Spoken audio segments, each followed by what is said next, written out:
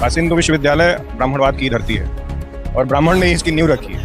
Doctor यश सलतेकर की पुस्तक को पढ़ेंगे तो उसमें आपको मिलेगा कि the position of women in Hindu civilization. और शिक्षण संस्थानों में ही जब यही परोसा जाएगा, जाति के आधार पर प्रश्न पूछे जाएंगे, धर्म के आधार। इस देश में उनके ताऊ और बाऊ का शासन रहा। ताऊ माने अंग्रेज और बाऊ माने मुगल।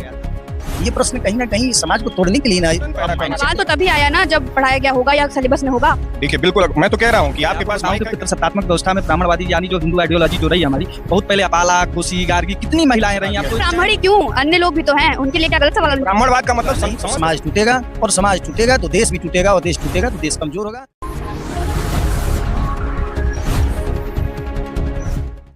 उत्तर प्रदेश में ब्राह्मणों को लेकर एक बार फिर से विवाद खड़ा हो गया।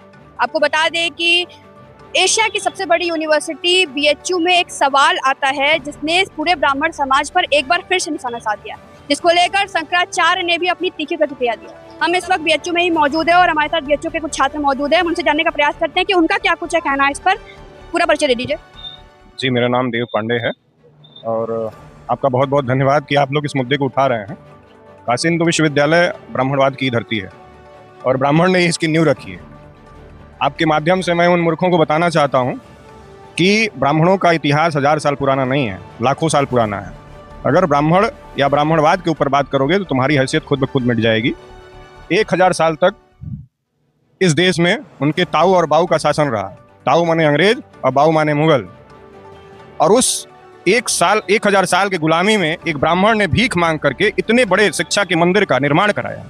आज उसी मंदिर में ब्राह्मणों के ऊपर या ब्राह्मणवाद के नाम पर इस तरह का कुत्सित आरोप लगाया जा रहा है और इसी विश्वविद्यालय के तमाम ऐसे विद्वान प्रोफेसर उसको डिफेंड करने के लिए आगे आ रहे हैं और अतार्किक बातें कर रहे हैं। कह रहे हैं हमारे सिलेबस में इस तरह की बातें हैं, इसलिए प्रश्न पत्र में आया।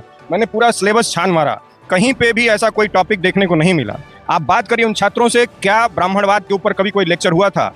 इस सीधे सीधे एक प्रोफेसर की विकृत मानसिकता जो समाज में विघटन पैदा करना। सवाल तो तभी आया ना जब पढ़ाया गया होगा या सिलेबस में होगा। देखिए बिल्कुल, मैं तो कह रहा हूँ कि आपके पास माइक है, कैमरा है, जाइए उस कक्षा के छात्रों से बात करिए, क्या इसके ऊपर कभी कोई लेक्चर किया गया था?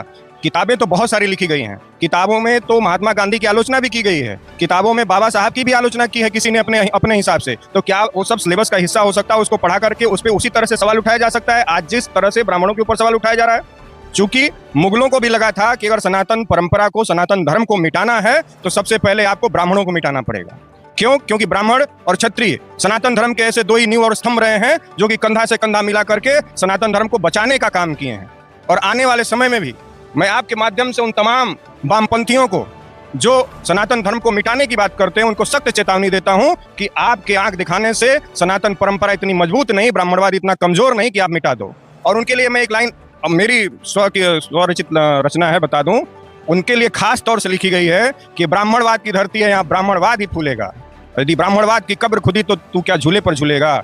सख्त चेतावनी है, सुधर जाए, नहीं इनको सुधार दिया। ब्राह्मण ही क्यों, अन्य लोग भी तो हैं, उनके लिए क्या गलत सवाल? ब्राह्मणवाद का मतलब समस्त सनातन संप्रदाय। आप ब्राह्मणवाद में केवल ब्राह्मण जाति को मत रखिए। जब वो ब्राह्मणवाद की बात करते हैं ना तो ब्राह्मण की भी बात करते हैं, क्षत्रिय की भी बात करते हैं, वैश्य की भी बात करते हैं और उन शूद्रों की भी बात करते हैं जो सनातन परंपरा को मानते हैं। उन 9 बौद्धों को नहीं, उन मुगल शासकों के दलालों की नहीं। लेकिन अगर कोई सनातनी है, वो हमारा शूद्र है, जो हमारे 4 परंपरा है, हमारे निचले कैटेगरी से आते हैं। निचले कैटेगरी से नहीं कह सकते, वो तो हमारे सारे बराबर के भागीदार हैं। वर्तमान राजनीतिक परिदृश्य में जिस तरह से उनको परिभाषित किया जा रहा है कि नहीं वो एससी हैं, एसटी हैं, वो भाई भी हमारे जो हमारे सनातन परंपरा को मानते हैं उनके ऊपर ब्राह्मणवाद की जब बात करते हैं तो कहीं ना कहीं उनको भी गाली देने का काम किया जाता है। ब्राह्मणवाद का मतलब केवल ब्राह्मण जाति नहीं है, ब्राह्मणवाद का मतलब केवल क्षत्रिय वैश्य नहीं है। ब्राह्मणवाद का मतलब है कि सनातन परंपरा के मानने वाले सारे लोगों के ऊपर हमला किया जा रहा है।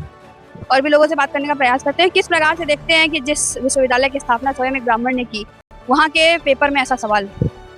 नहीं, देखिए ये तो घोर निंदनीय है और किसी भी जाति को जोड़ करके यदि इस तरीके के प्रश्न पूछे जाएंगे, खास करके परीक्षा के सवाल परीक्षा में, तो मेरी समझ से या कोई भी जो थोड़ा भी पढ़ा लिखा रहेगा या व्यवहारिक रूप से जिसकी समझ होगी वो इस बात को नकारेगा कि हम सामाजिक समरसता की बात करते हैं, सामाजिक सौहार्द की बात करते हैं। शिक्षा हमको क्या करता है?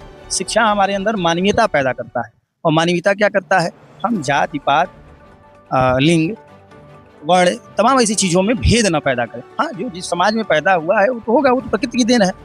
लेकिन हम आपसी मतभेद, आपसी द्वेष, आपसी कलह, इन सारी चीज़ों से मुक्त होने के लिए तो हम शिक्षण संस्थानों में जाते हैं। और शिक्षण संस्थानों में ही जब यही परोसा जाएगा, जाति के आधार पर प्रश्न पूछे जाएंगे, धर्म के आधार पर प्रश्न पूछे जाएंगे। देखिए इन सारे विषयों बातचीत के दौरान इन प्राचीन नहीं, सामाजिक विज्ञान संकाय के इतिहास विभाग, जिस विभाग के प्रास्नातक के चतुर्थ सेमेस्टर का ये प्रश्न पत्र था, और उस विभाग से संबंधित विभागाध्यक्ष और वहाँ की एक वरिष्ठ आचार्य थी, उनसे पूछा गया तो उन्होंने कहा कि सिलेबस का मामला है और ये सिलेबस पूरे देश भर में है, कमोबेश सब जगह इस तरीके के विषयों पर बातचीत होती है। हम इस बात पर हमारी एक आग्रह रहेगा उन सभी शिक्षाविदों से या उन आचार्यों से कि इस तरीके के यदि विषय आते हैं तो मुझे लगता है कि उस थोड़ी भाषा संयमित होनी चाहिए, संतुलित होनी चाहिए। पठन पाठन का कोई सीमा नहीं होता है, आप किस तरीके की चीज़ें पढ़ रहे हैं, पढ़ा रहे हैं, वो अलग मामला है।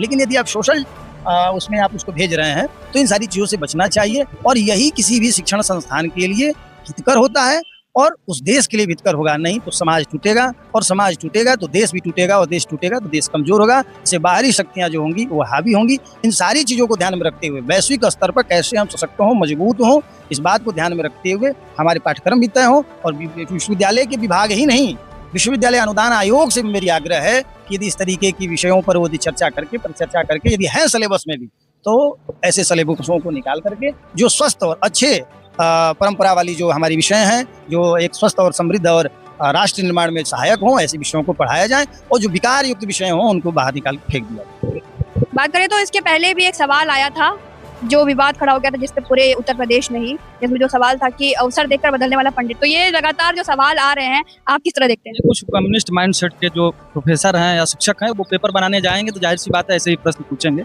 तो उस समय का विवाद था, उस समय वो तो चला, लेकिन आज काशी हिंदू विश्वविद्यालय के विवाद की बात है। तो आपको बताएं और उन प्रोफेसर महोदय को भी मैं बताना चाहूँगा कि ब्राह्मणवाद यानी ब्राह्मणवाद से मतलब हिंदू आइडियोलॉजी से है, और हिंदू आइडियोलॉजी की हम बात करते हैं, वहाँ अगर मातृसत्ता की या पितृसत्ता की बात करते हैं तो वैदिक लेटर फेज में मतलब वैदिक फेज में आप जाएंगी तो वहाँ पे आप नारियों की या महिलाओं की स्थिति की चर्चा करेंगी तो बहुत बेहतर स्थिति रही है। चूँकि आप जब डॉक्टर रिया सल्तेकर की पुस्तक को पढ़ेंगे तो उसमें आपको मिलेगा कि the position of women in Hindu civilization, ये पुस्तक को जब आप पढ़ेंगे तो आपको पता चलेगा कि किस हिसाब से जो है डॉक्टर रिया सल्तेकर ने इस विषय को बहुत अच्छे ढंग से समझाया हुआ है कि वो वैदिक फेज की बात आप करेंगे तो वहाँ महिलाओं की स्थिति अच्छी थी, उत्तर वैदिक फेज में भी जाएंगी तो आपको मिलेगा शतपथ ब्राह्मण। क्योंकि सातवीं ने पढ़े लिखे प्रोफेसर ने ऐसा सवाल कैसे तैयार कर दिया? बहुत बड़ा प्रश्न है ना कि बिना पढ़े लिखे, वही तो मैं आपको जवाब दे रहा हूँ। देखिए बहुत अच्छी तरीके से विश्लेषण कर रहे हैं, क्योंकि ये प्राचीन भारतीय और इतिहास का मसला है।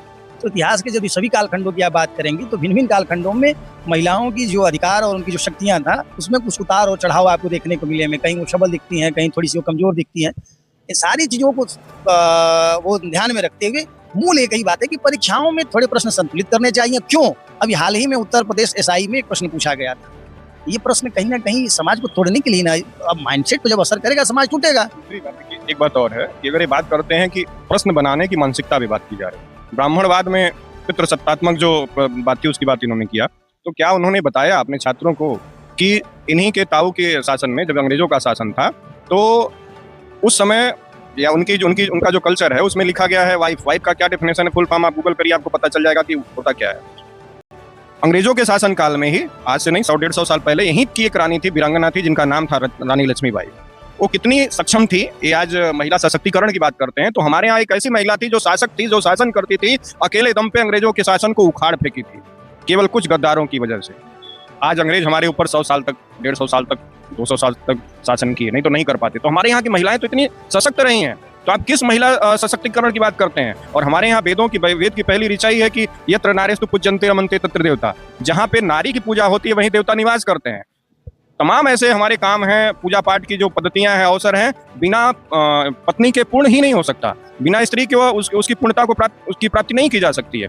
तो आए दिन देखिए, अभी एक नया मुद्दा आया है कि एक विद्वान प्रोफेसर ने, वो भी जो वामपंथी है, उसने कहा है कि बरगद के वृक्ष में धागा नहीं बांध सकते, उसकी पूजा नहीं की जा सकती। तो ये केवल एक प्रश्न की बात नहीं है, एक मानसिकता की बात है जो यहाँ के पूर्व कुलपति ने बोया था, अब वो पुष्पित हो रहा है, फलित हो रहा है, पल्लवित हो रहा है। आप देख सकते हैं तमाम ऐसे हिंदुओं के ऊपर, सनातन धर्म के ऊपर अलग अलग तरह के प्रश्नों के द्वारा कुठाराघात किया जा रहा है। ये अब हम सारे सनातनियों को, जो सनातन के मानने वाले लोग हैं, उनको समझने की जरूरत है। और वर्तमान में जो सनातन धर्म की धर्म ध्वजा रक्षक सरकार है, जो अपने आप को कहते हैं, योगी जी हों या मोदी जी हों, उनको ये देखने की जरूरत है कि इस विश्वविद्यालय में, इस देश में ऐसे प्रोफेसर हैं, ऐसे लोग हैं जो इस तरह से खुलेआम किसी एक धर्म को, विशेष को गाली देने का काम कर रहे हैं। ऐसे लोगों को तत्काल बर्खास्त किया जाना चाहिए, जिससे कि आने वाले समय में कोई भी प्रोफेसर ऐसी हिमाकत करने की कोशिश भी ना करे। अंतिम सवाल पर आते हैं। शंकराचार्य ने एक बड़ा गंभीर सवाल उठा दिया है कि जो सनातन के रक्षक बनते हैं उनके सामने सनातन के लिए ऐसे सवाल आ रहे हैं, छात्रों में भेदभाव हो रहा है, अब कहाँ है वो? नहीं, उनके सामने प्रश्न नहीं आ रहे हैं शंकराचार्य जी। देखिए, अब ये प्रश्न जो है विश्वविद्यालय में कोई शिक्षक पूछ सकता है, तो खैर वो गलत है। वो ऐसे प्रश्न जो है ये प्रशासन बना करके पूछना कि आप इसको प्रूव कीजिए, बच्चों से पूछे कि टिप्पणी कीजिए कि पितृसत्तात्मक जो व्यवस्था रही है वो महिलाओं के विकास में बाधा कैसे बनी। तो एक परसेप्शन पहले ही बना लेना कि पितृसत्तात्मक व्यवस्था में महिलाओं का विकास नहीं हो पाया, ये पहले ही। मैं आपको बताऊं कि पितृसत्तात्मक व्यवस्था में ब्राह्मणवादी यानी जो हिंदू आइडियोलॉजी जो रही है हमारी, बहुत पहले अपाला, घोसी, गार्गी, कितनी महिलाएं रही, आपको एक चयन मिलेगा।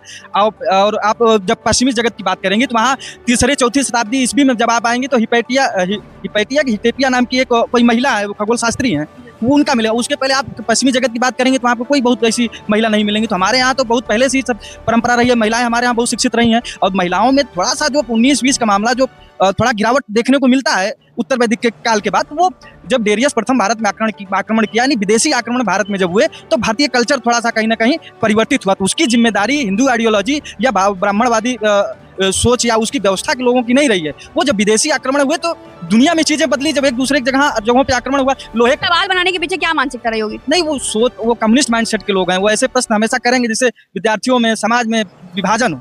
तो आपको बताया ना कि जैसे जब लोहे का आविष्कार हुआ तभी ना युद्ध हुआ, लोहे का आविष्कार हुआ तो युद्ध चालू हुए, तो आक्रमण हुए, तभी वहीं से सारी चीजें डिस्टर्ब हुई हैं। उसके पहले सारी चीजें बहुत व्यवस्थित चली हैं। जी हाँ, तो देखा आपने, हमें बिरला छात्रावास में मौजूद थे बीएचयू में, जहाँ के छात्रों ने हमें बताया कि जिस तरह के सवाल आ रहे हैं वो कहीं ना कहीं छात्रों को तोड़ने का और विभाजन का काम कर रहे हैं। द वॉइस इंडिया के लिए मैं तनिषा।